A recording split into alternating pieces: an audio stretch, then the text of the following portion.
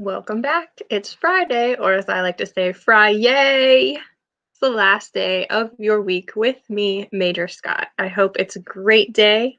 Let's get into a great start. This is 6th grade ELA, and we're finishing up the week of Compare and Contrast with me, Major Scott. Today we'll compare and contrast two texts on the same topic or theme. You'll also need a pen or pencil and lined paper or the printed materials today. On the agenda, we'll check yesterday's work, read all summer in a day, and whether or not before your independent practice. If you have yesterday's work, go ahead and get it out now so we can check it. If you've opened today's attachment, I know it's a long one, but I've put everything that you'll need in it. The first page are your answers from yesterday's work. The answers are circled on the right, and there's a sample response for question 3 on the left. If you'd like a more detailed explanation of why 1 is C and 2 is B, those are also on the left. We've checked yesterday's work, and it's time to get into our first short story, All Summer in a Day. But before we do that, let's check out our vocabulary. Our vocabulary is much the same as it's been all week. We still have an author, the author's purpose, and an author's message will be relevant to today's work.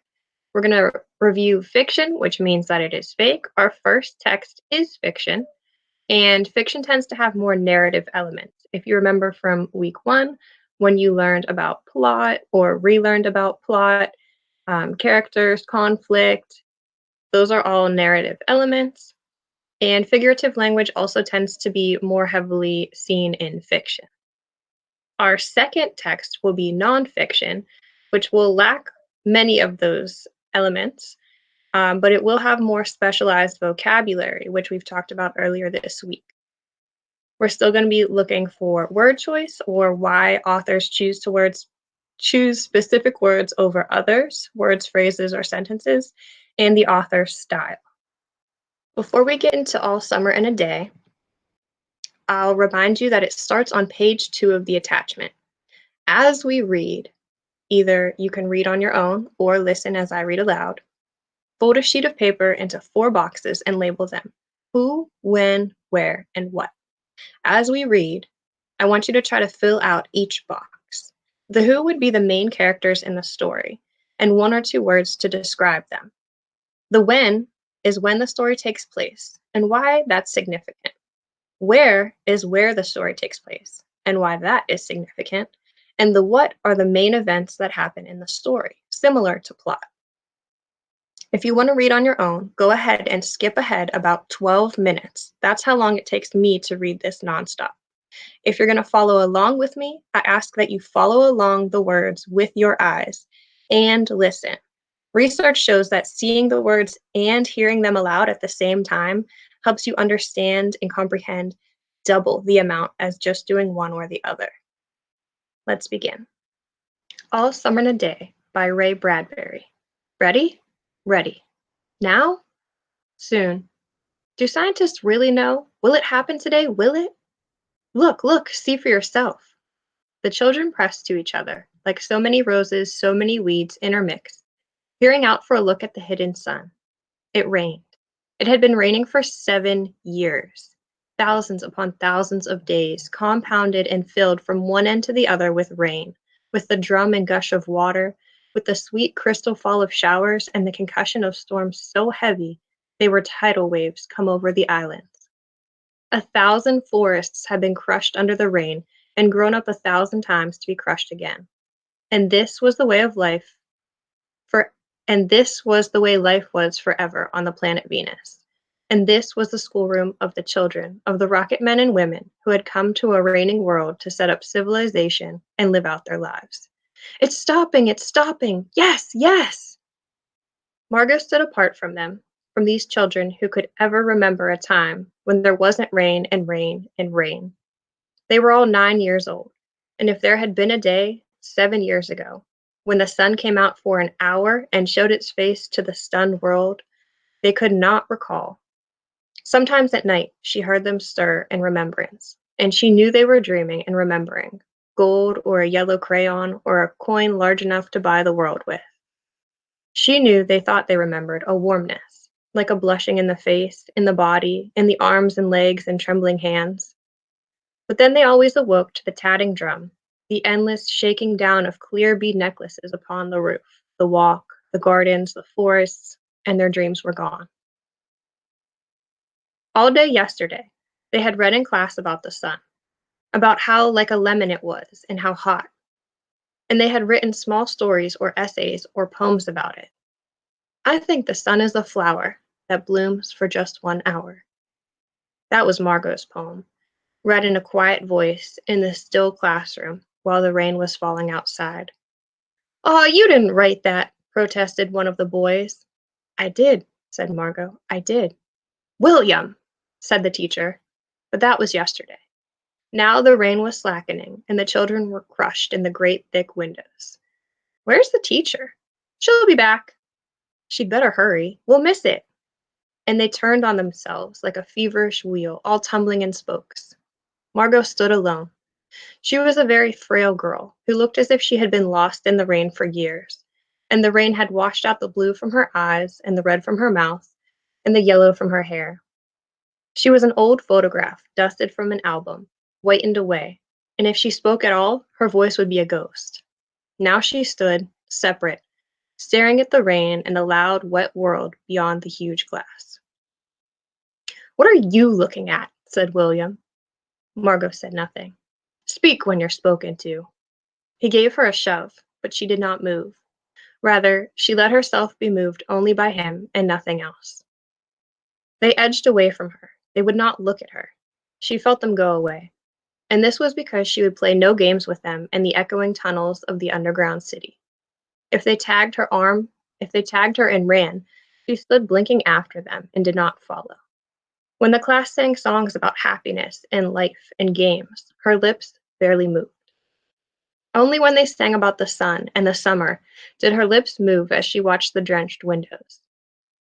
And then, of course, the biggest crime of all was that she had come here only 5 years ago from Earth. And she remembered the sun and the way the sun was and the sky was when she was 4 in Ohio. And they had been on Venus all their lives. And they had been only 2 years old when the last sun came out and had long since forgotten the color and the heat of it and the way it really was. But Margot remembered. "It's like a penny," she said once, eyes closed. "No, it's not," the children cried. "It's like a fire," she said, "in a stove." "You're lying. You don't remember," cried the children. But she remembered and stood quietly apart from all of them and watched the patterning windows.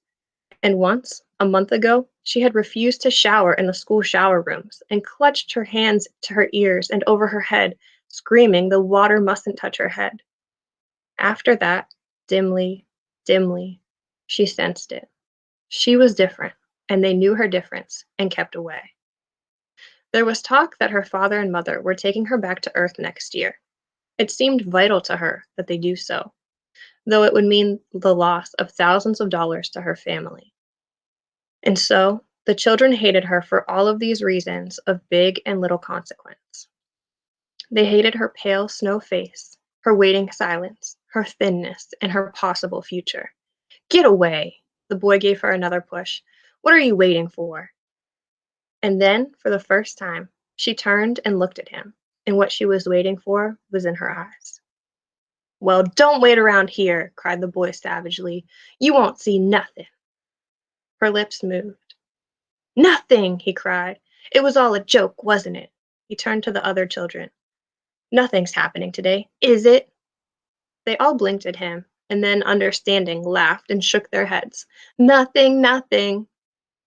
"Oh, but," Margot whispered, her eyes helpless, "but this is the day. The scientists predict. They say they know. The sun—" "All a joke," said the boy, and seized her roughly. "Hey, everyone, let's put her in the closet before the teacher comes." "No," said Margot, falling back. They surged about her, caught her up and bore her, protesting, and then pleading, and then crying, back into a tunnel, a room, a closet, where they slammed and locked the door. They stood looking at the door, and saw it tremble from her beating and throwing herself against it. They heard her muffled cries. Then, smiling, they turned and went out and back down the tunnel just as the teacher arrived. Ready, children? She glanced at her watch. Yes, said everyone. Are we all here? Yes. The rain slackened still more. They crowded to the huge door. The rain stopped. It was as if, in the midst of a film concerning an avalanche, a tornado, a hurricane, a volcanic eruption, something had first gone wrong with the sound apparatus, thus muffling and finally cutting off all noise. All of the blasts and repercussions and thunders, and then, second, ripped the film from the projector and inserted in its place a beautiful tropical slide which did not move or tremor. The world ground to a standstill. The silence was so immense and unbelievable that you felt your ears had been stuffed, or you had lost your hearing altogether. The children put their hands to their ears. They stood apart. The door slid back, and the smell of the silent, waiting world came into them. The sun came out. It was the color of flaming bronze, and it was very large. And the sky around it was a blazing blue tile color. And the jungle burned with sunlight as the children, released from their spell, rushed out, yelling into the springtime. Now don't go too far, called the teacher after them. You've only 2 hours. You know, you wouldn't want to get caught out. But they were running and turning their faces up to the sky and feeling the sun on their cheeks like a warm iron. They were taking off their jackets and letting the sun burn their arms. Oh, it's better than the sun lamps, isn't it? Much, much better. They stopped running and stood in the great jungle that covered Venus, that grew and never stopped growing tumultuously, even as you watched it. It was a nest of octopi, clustering up great arms of flesh-like weed, wavering, flowering in this brief spring. It was the color of rubber and ash, this jungle, from the many years without sun. It was the color of stones and white cheeses and ink, and it was the color of the moon. The children lay out, laughing, on the jungle mattress, and heard it sigh and squeak under them, resilient and alive. They ran among the trees. They slipped and fell. They pushed each other. They played hide and seek and tag. But most of all, they squinted at the sun until tears ran down their faces. They put their hands up to that yellowness and that amazing blueness. They breathed of the fresh, fresh air and listened to the silence which suspended them in a blessed sea of no sound and no motion. They looked at everything and savored everything. Then, wildly, like animals escaped from their caves, they ran in shouting circles. They ran for an hour and did not stop running. And then, in the midst of their running, one of the girls wailed. Everyone stopped. The girl, standing in the open, held out her hand. Oh, look, look, she said, trembling. They came slowly to look at her opened palm. In the center of it, cupped and huge, was a single raindrop. She began to cry, looking at it. They glanced quietly at the sun. Oh, oh. A few cold drops fell on their noses and their cheeks and their mouths. The sun faded behind a stir of mist. A wind blew cold around them. They turned and started to walk back toward the underground house, their hands at their sides, their smiles vanishing away. A boom of thunder startled them, and like leaves before a new hurricane, they tumbled upon each other and ran. Lightning struck 10 miles away, 5 miles away, a mile, a half mile. The sky darkened into midnight in a flash. They stood in the doorway of the underground for a moment until it was raining hard. Then they closed the door and heard the gigantic sound of the rain falling in tons and avalanches everywhere and forever. Will it be 7 more years? Yes, 7. And then one of them gave a little cry. Margot. What? She's still in the closet where we locked her. Margot. They stood as if someone had driven them, like so many stakes, into the floor. They looked at each other and then looked away. They glanced out at the world that was raining now, and raining steadily. They could not meet each other's glances. Their faces were solemn and pale. They looked at their hands and their feet, their faces down. Margot. One of the girls said, "Well?" No one moved. "Go on," whispered the girl. They walked slowly down the hall in the sound of cold rain. They turned through the doorway to the room in the sound of the storm and thunder, lightning on their faces, blue and terrible. They walked over to the closet door and stood by it. Behind the closet door was only silence. They unlocked the door and even more slowly let Margot out. And that's the end. I hope you liked it. Let's review. Hopefully you filled out the 4 boxes and labeled them. If not, hit pause now and restart once you've finished. The who, the main characters in the story, would be Margot, she's quiet and shy, and William. He's one of the students in the story, but he interacts with her the most. He's a little bit mean to her. The when is in the future. We're not sure exactly what year, but we know that this is in the future, and that's significant because it builds a place for our story, and they can do more things in the future that we might not be able to do in the here and now. The where is on Venus. That's significant because the author has the freedom to create that world Venus since we haven't been on it personally. The what, the story starts out in a classroom or in a hallway in the underground on Venus. The children are looking forward to the day that the sun comes out, hence the title, All Summer in a Day. I believe it goes many, many years, 7 years, until the sun comes out. Leading up, there's a lot of conflicts between Margot and William and the other students. The biggest conflict would be them locking her in the closet. The students then go outside and experience the sunlight for 2 hours. It starts to rain, they come back in, and they realize, oh shoot, we've locked Margot in the closet this entire time. And the story ends almost unresolved with the students opening the closet door. But we don't get a true resolution. We don't really get to see what Margot does or how she's been in that closet. It's kind of a cliffhanger. Now I'd like you to think about it. What is the role of the weather in the story?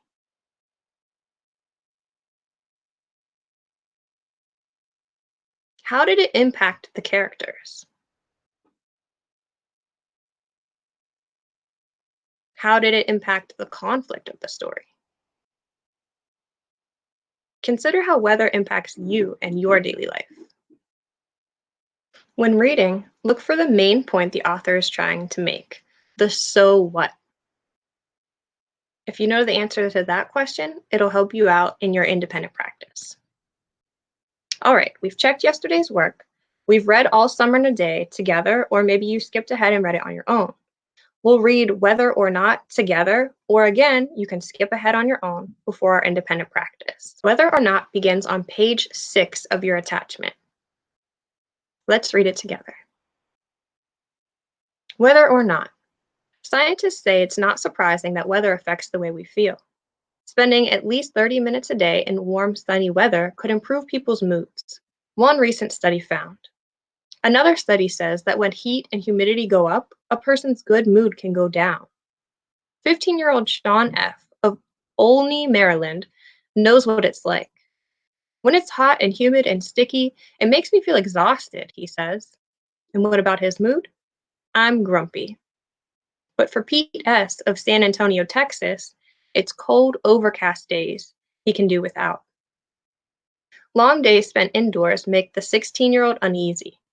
It makes me kind of claustrophobic, he says. That's when people feel uncomfortable about being in a closed space. But being bummed out about the weather is different for some people. Those who have psychiatric disorders such as schizophrenia, depression, or attention deficit hyperactivity disorder, or ADHD, can be more sensitive to the weather's effects. If you're bothered by dark winter days, there are treatments to help you feel better.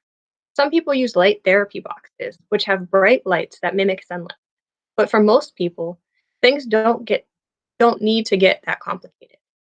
One way to increase your light exposure is to just go outside, says Jennifer Veitch, an environmental psychologist and senior research officer at the National Research Council Canada in Ottawa.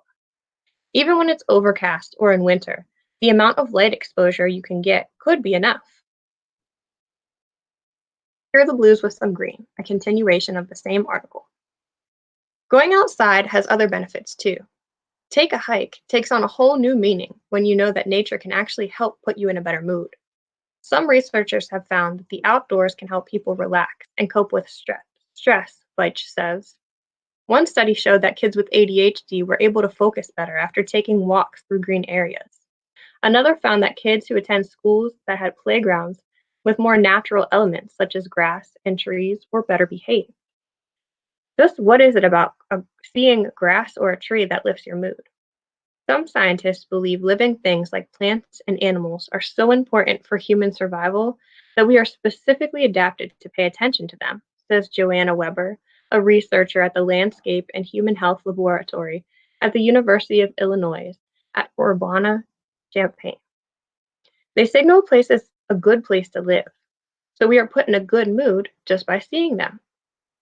Weather and nature alone can't make you feel happy or sad, but understanding that they do have an effect on your mood means you won't be surprised by your feelings.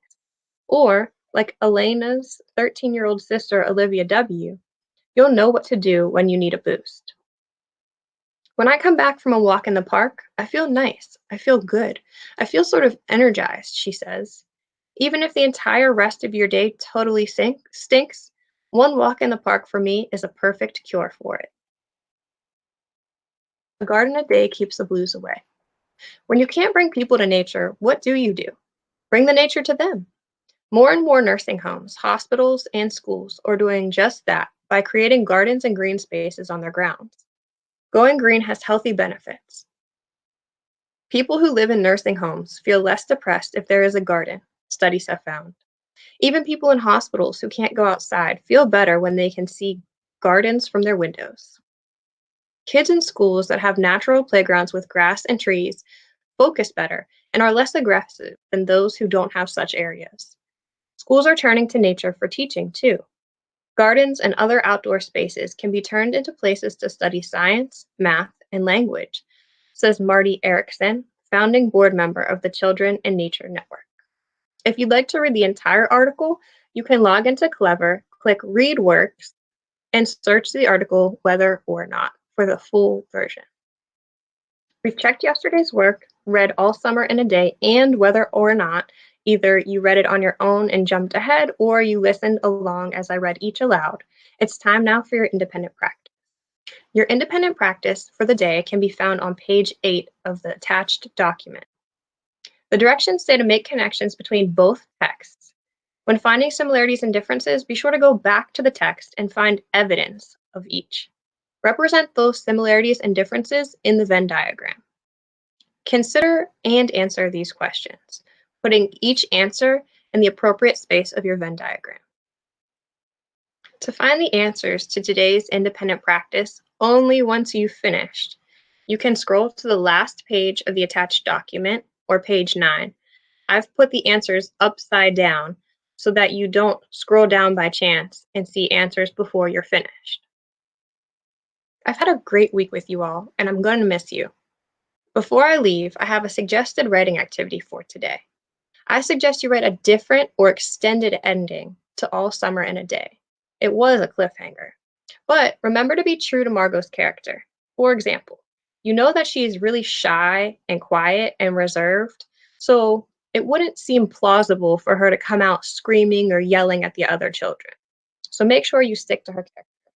I would absolutely love to read your endings, so you can send your work to mscott5@rvaschools.net. Have a great weekend, and I'll see you next time.